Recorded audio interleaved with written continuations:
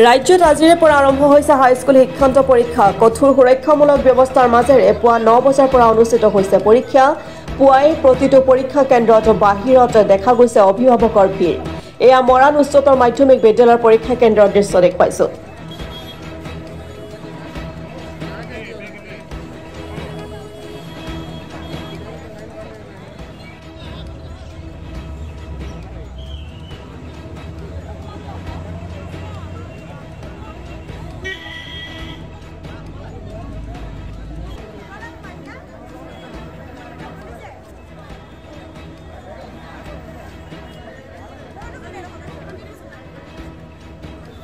যেহেতু ৰাজ্যত আজিৰে পৰা আৰম্ভ হৈছে হাইস্কুল শিক্ষান্ত পৰীক্ষা, সুৰক্ষামূলক ব্যৱস্থা অতি কটকটীয়া কৰা হৈছে। 9 বজাৰ পৰা আৰম্ভ হৈছে হাইস্কুল শিক্ষান্ত পৰীক্ষা আৰু পুৱাই প্ৰতিটো পৰীক্ষা কেন্দ্ৰৰ বাহিৰত দেখা গৈছে এনেদৰে অভিভাৱকৰ ভিৰ। যেহেতু আজি প্ৰথম দিনৰ পৰীক্ষা ইংৰাজী বিষয় আজি আৰম্ভ হৈছে আৰু বিশেষকৈ এয়া আমি দেখুৱাইছো স্ক্ৰীনত মৰাণ উচ্চতৰ মাধ্যমিক বিদ্যালয়ৰ পৰীক্ষা কেন্দ্ৰৰ দৃশ্য।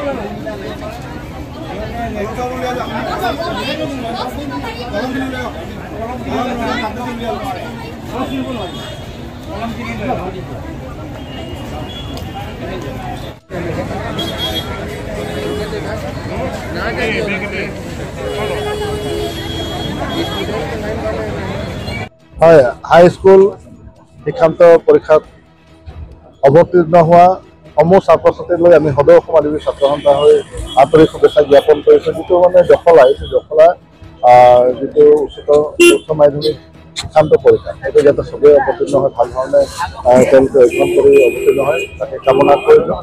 আৰু ইয়াত আজি আমি উপস্থিত হৈছোঁ মৰাণ উচ্চতৰ মাধ্যমিক বিদ্যালয় প্ৰাংগণত। ইয়াত দেখিছোঁ হাজাৰ হাজাৰ ল'ৰা ছোৱালী এই পৰীক্ষাত অৱতীৰ্ণ হৈছে। তেখেতসকলৰ মাতৃ পিতৃও ইয়াত উপস্থিত হৈছে, সম্বন্ধীয় লোকসকলেও উপস্থিত হৈছে। এটা উৎসৱমুখৰ পৰিৱেশ, গতিকে শান্তিপূৰ্ণভাৱে যাতে এই পৰীক্ষা অনুষ্ঠিত হয় তাকে আমি কামনা কৰিছোঁ।